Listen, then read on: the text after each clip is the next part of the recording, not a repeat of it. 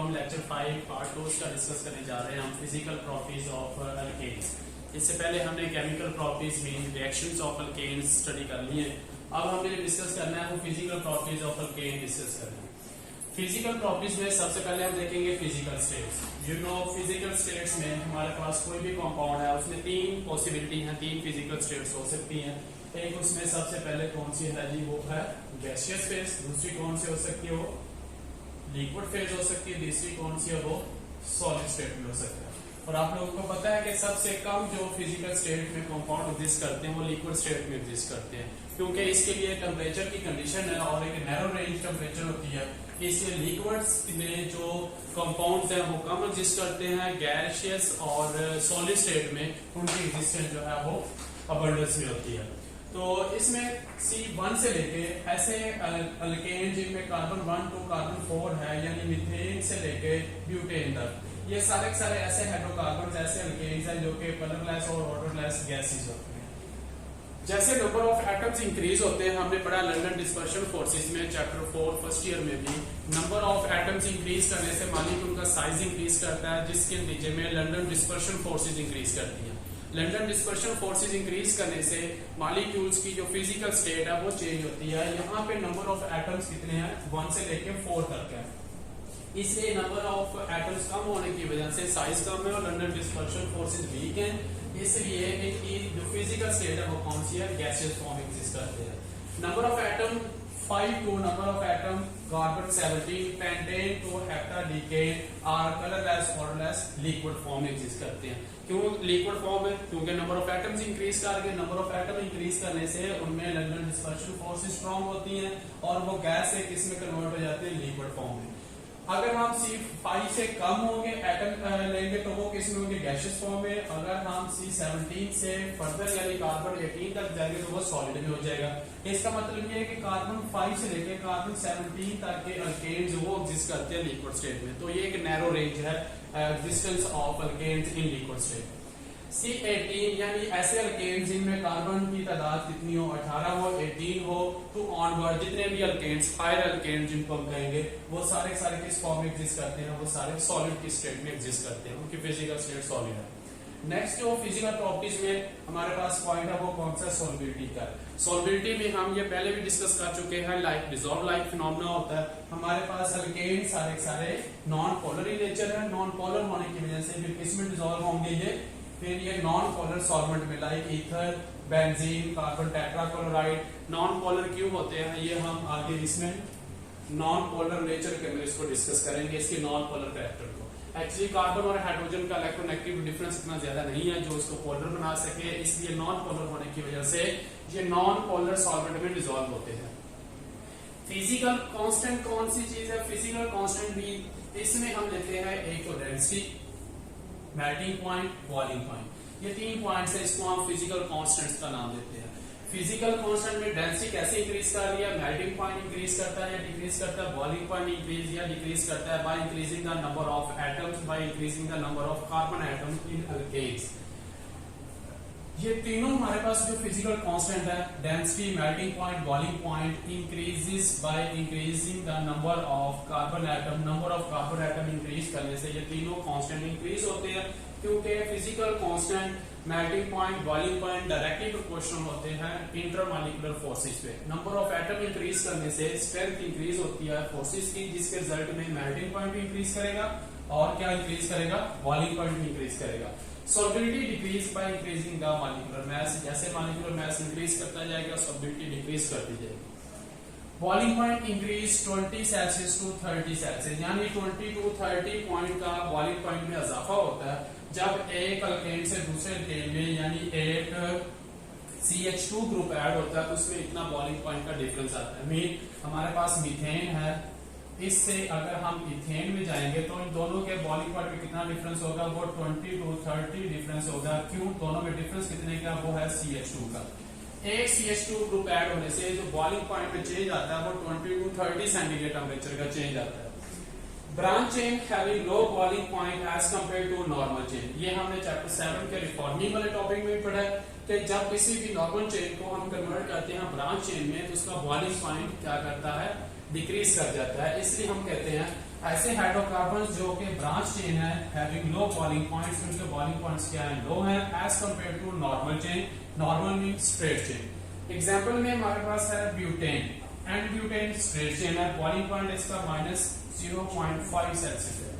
और आइसोब्यूटेन इसी का ही आइसोमर है जो कि ब्रांच चेन में है, इसका बॉइलिंग पॉइंट है -11.7 सेंटीग्रेड टेंपरेचर है। दोनों में डिफरेंस देखें, इसका बॉइलिंग पॉइंट बहुत कम है, इसका boiling point as compare to -11.7 से ज्यादा है। तो जैसे हमारे पास क्या होगा, आइसोब्यूटेन होगा, ब्रांच चेन होगी। ब्रांच चेन में जो बॉइलिंग पॉइंट है हाइड्रोकार्बन का, उसमें हमेशा क्या होता है, वो डिक्रीज कर जाता है, वो जल्दी बॉयल होना स्टार्ट हो जाता है। तो नेक्स्ट में हमारे पास जो इंपॉर्टेंट पॉइंट है वो है रिएक्टिविटी ऑफ अल्केन्स। अल्केन की रिएक्टिविटी, अल्केन रिएक्ट कैसे करता है। स्टूडेंट, अल्केन में जो कार्बन है वो सारे कार्बन सिंगल बॉन्ड के साथ अपनी 4 वैलेंसी को सेटिस्फाई किए हुए हैं। अब उसकी वैलेंसी में चारों के चारों कौन से सिंगल एटम है, सिंगल एटम होने की वजह से वो एडिशनल रिएक्शंस नहीं देते। एडिशनल रिएक्शंस कब होते हैं, जब उसके अंदर डबल बॉन्ड हो, वो अल्कीन्स की फॉर्म में होते हैं या अल्काइंस हो, तब वो एडिशनल रिएक्शन देते हैं। अब ये सैचुरेटेड है, सैचुरेटेड होने की वजह से इनको हम नाम देते हैं paraffins. Paraffin Latin word to एक पैरम और एफिन से बनके दोनों को मिलाने से बना है। पैरम मतलब होता है लिटल, मीन शॉर्ट, स्मॉल। एफिन्स मीन अफिनिटी। इसका मतलब ये बनता है पैराफिन्स का कि इनकी towards the electrophile, towards the nucleophile, इन दोनों की जो अफिनिटी है रिएक्शन की अल्केन्स की, वो बहुत कम होती है, इसको पैराफिन्स का नाम देते हैं। जबकि अल्कीन्स को हम क्या नाम देते हैं, ऑलिफिन्स का नाम देते हैं। अल्कीन्स अनसैचुरेटेड होने की वजह से वो हाईली रिएक्टिव होते हैं। Normally alkanes are inert towards an acid, they react by applying conditions. जितने भी अल्केन्स हैं नॉर्मली वो सैचुरेटेड होने की वजह से, इनर्ट होने की वजह से वो रिएक्शन नहीं देती, लेकिन अगर हम उसके ऊपर कंडीशंस को अप्लाई करते हैं तब वो अल्केन जो है वो रिएक्टिव हो सकती है। कौन कौन से रिएक्शन देती हैं, एक हमारे पास सब्स्टिट्यूशन रिएक्शन है। नेक्स्ट हम पढ़ेंगे आगे सब्स्टिट्यूशन रिएक्शन भी इसके, और थर्मल एंड कैटालिटिक रिएक्शन भी। सब्स्टिट्यूशन रिएक्शंस में हम डिस्कस करेंगे, इसमें नाइट्रेशन है, इसमें हैलोजिनेशन है, वो सारे इसके सब्स्टिट्यूशन में आएंगे। थर्मल में हम इसकी डिस्कस करेंगे, इसमें कंबस्टन करेंगे, इसके अंदर हम ऑक्सीडेशन करेंगे, वो कौन सी हैं, वो थर्मल कैटालिटिक रिएक्शन में आएंगे। तो अल्केन्स नॉन पोलर होने की वजह से पैराफिन्स कहलाते हैं। पैराफिन्स की वजह से इसकी रिएक्टिविटी बहुत लो है, रिएक्टिविटी कम होने की वजह से ये एसिड या न्यूक्लियोफाइल, इलेक्ट्रोफाइल की तरफ अटैक नहीं होते, सब्स्टिट्यूशनल प्रोडक्ट बनाते हैं और थर्मल डिकम्पोजिशन या थर्मल कैटालिटिक रिएक्शन देते हैं। नॉन पोलर नेचर को हम कैसे अंडरस्टैंड करेंगे। Electronegativity value for carbon atom is 2.5। हमारे पास इलेक्ट्रोनेगेटिविटी स्केल पे जो कार्बन की वैल्यू है वो कितनी है, 2.5 है। और जो हाइड्रोजन की है, क्योंकि हमारे पास हाइड्रोकार्बन में कार्बन के साथ दूसरा एलिमेंट कौन सा है, हाइड्रोजन है। हाइड्रोजन की इलेक्ट्रोनेगेटिविटी कितनी है, 2.1 है। दोनों का डिफरेंस आएगा 0.4 आता है, जो कि इतना एप्रिशिएबल नहीं है। ऐसे कंपाउंड्स जिनमें इलेक्ट्रोनेगेटिविटी डिफरेंस 0.4 या इससे कम होता है, ये सारे के सारे कंपाउंड्स कौन से कहलाते हैं, ये सारे के सारे कंपाउंड्स होते हैं नॉन पोलर। अब इलेक्ट्रोनेगेटिविटी डिफरेंस कम होने की वजह से कार्बन के साथ जो हाइड्रोजन अटैच है, हम इसके ऊपर पार्शियल पॉजिटिव और नेगेटिव नहीं लिख सकते, क्योंकि इलेक्ट्रोनेगेटिविटी डिफरेंस की वैल्यू कितनी है, वो 0.4 है। 0.4 होने की वजह से वो इतनी एप्रिशिएबल नहीं है। अगर 0.4 से ज्यादा होती है तब हम क्या कहते हैं, वो हमारे पास बॉन्ड जो होता है वो पोलर होता है। अब इलेक्ट्रोनेगेटिविटी डिफरेंस इतना नहीं हाई, इसलिए ये सारा बॉन्ड कौन सा होगा, ये नॉन पोलर होगा। और अल्केन्स को हम कलेक्टिवली बोलेंगे ये नॉन पोलर इन नेचर्स होते हैं। लास्ट में इनर्टनेस ऑफ सिग्मा बॉन्ड है। जितने भी अल्केन्स हैं, अल्केन में कौन सा बॉन्ड पाया जाता है, सिग्मा बॉन्ड पाया जाता है। आपने मीथेन की एग्जांपल देखी हुई है, मीथेन में चारों कौन से बॉन्ड्स हैं, सिग्मा बॉन्ड है, इसमें sp3 हाइब्रिडाइजेशन होती है। सिग्मा बॉन्ड में हमारे पास जो एटम्स के इलेक्ट्रॉन्स हैं वो दोनों न्यूक्लाई के बिटवीन टाइटली पैक्ड होते हैं। यहाँ पे कार्बन और हाइड्रोजन की एग्जांपल है। आप कार्बन के बिटवीन भी ले सकते हैं।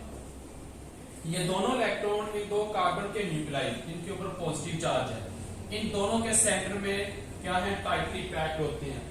दोनों के ऊपर इस न्यूक्लियस की फोर्स ऑफ अट्रैक्शन बहुत स्ट्रॉन्ग होती है। स्ट्रॉन्ग होने की वजह से जे वाला जो हमारे पास इलेक्ट्रॉन पेयर है, ये दोनों के सेंटर में टाइटली हेल्ड हो जाता है। हेल्ड होने की वजह से इसके ऊपर इलेक्ट्रोफाइल, न्यूक्लियोफाइल का अटैक इतना ज्यादा आसान नहीं होता, इसलिए ये इनर्ट बॉन्ड कहलाता है।